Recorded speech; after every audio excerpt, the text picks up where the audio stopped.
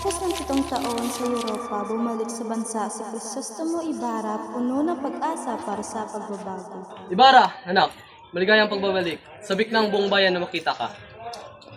Maraming salamat, Kapitan Tiago. Ipinangako ko sa sarili ko, pagpatuloy ko ang pangarap ng aking ama, edukasyon para sa lahat. Isang paaralan, delikado yan. Ang mga Indyo ay hindi dapat masyadong natututo. Padre, ang edukasyon ay para sa pagunlad, hindi para sa kaguluhan. Ang ama mo'y isang rebelde at mukhang ganyang ka rin. Crisostomo, sa wakas nakauwi ka na. Maria Clara, ikaw ang inspirasyon ko. Kapag naitayo natin ang paaralan, mas maliwanag ang kinabukasan ng bayan. Sana matupad ang mga pangarap mo bago may sumira sa mga ito. Dapat sundin ng bayan ng simbahan. Kailangan kong panatilihin silang nasa kamay ko. Hindi palaging kayo ang nasusunod, Padre Salvi. Ang mga Guardia Civil ay sumusunod sa batas. Ha. Natatawa ako sa mga bangayan ninyong dalawa. Ay nako, sana lahat ay kumilos na parang tunay na Kastila, gaya ko.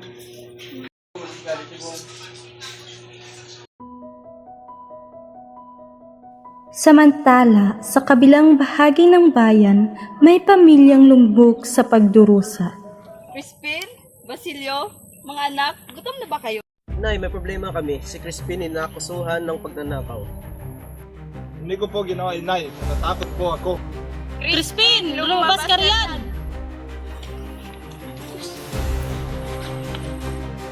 Crispin! Anak ko! Maawa kayo! Dito nagsimulang mabaliw si Sisa, simbolo ng paghirap ng mga Pilipino. Senyor Ibarra, mag-ingat kayo sapagkat natatakot ang mga praile sa inyo.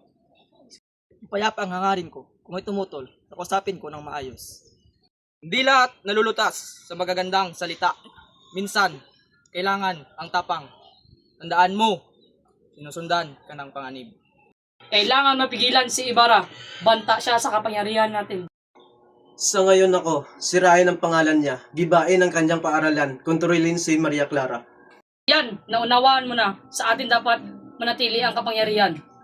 Palawak ng palawak ang galit ng mga praile. Hindi nila hayaan si Ibarra na magtagumpay. Ang paaralang ito ay para sa kabataan, para sa kinabukasan ng ating bayan. Itigil mo yan, Ibarra. Isa yung kahangalan.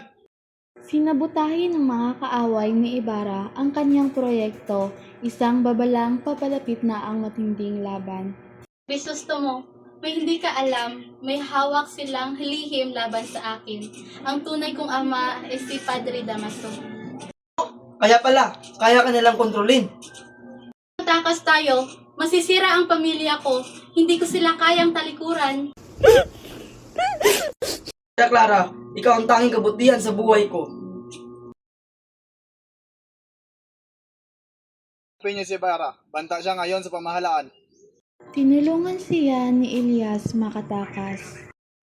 Dito, bilisan mo. Ibarra, mabuhay ka. Kailangan ka pa ng bayan.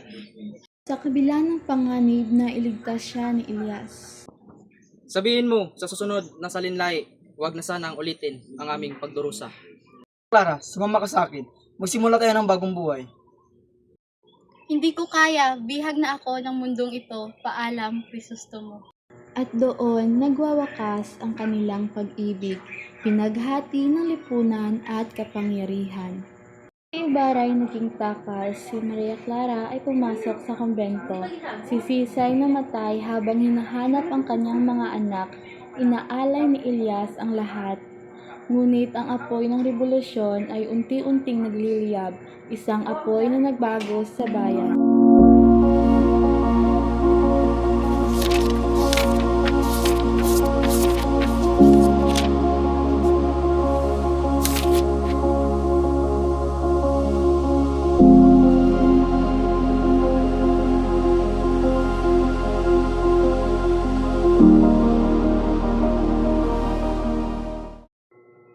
Lumipas ang ilang taon mula nang mamatay si Crisostomo Ibarra, ngunit ngayong taong 1887, isang misteryosong alahero ang nagbabalik sa Pilipinas.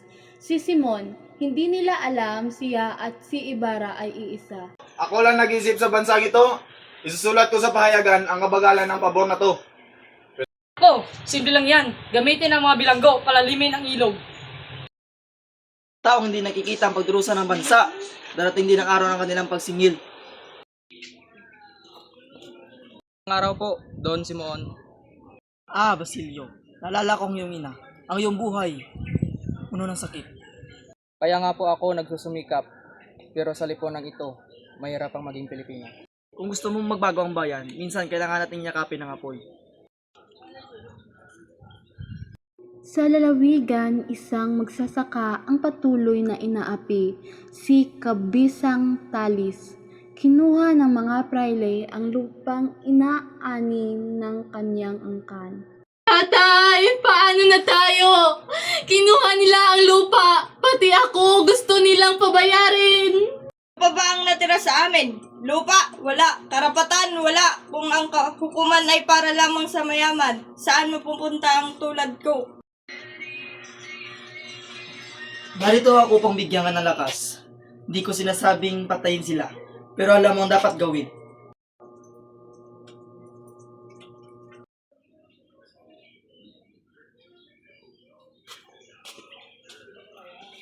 Lino, huwag kang magpadalawang isip kahit kababayan mo pa. Putukan mo kung iyan ang utos.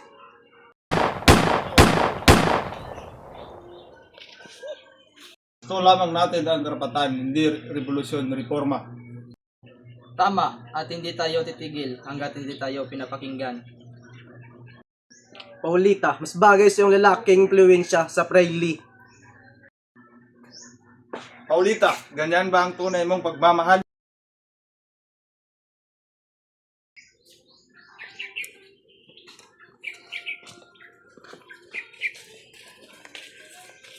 Ikaw sumama ka sa buhatang estudyante, tama ba? Wala akong ginagawang masama, inosente ako.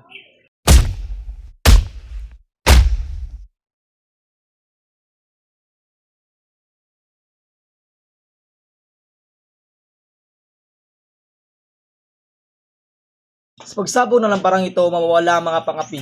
Magbabago ang Pilipinas. Don Simon, ito ba ang solusyon? Patayin ang lahat. Para sa kalayaan, kailangan ang sakripisyo. Pero kung dugo ang kapalit, hindi ito kalayaan. Ito ay paghihiganti. Kita nyo, ako ang gagawa na pinakasikat na balita bukas. Ingay kayo! Ito ang kapistahan ng kapangyarihan.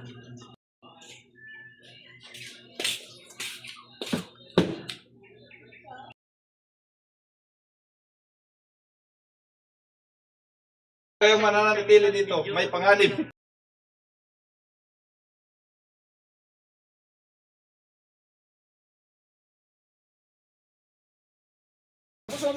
Anak, bakit pinili mo ang landas nito?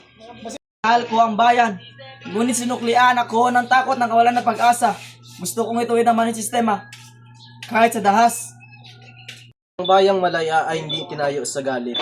Ang tunay na pagbabago mula sa puso, hindi pulbura. Lumubog kayo hanggang sa may tunay na anak ng bayan na gamit sa inyong kabutihan, unting-unting nawala ang ilaw.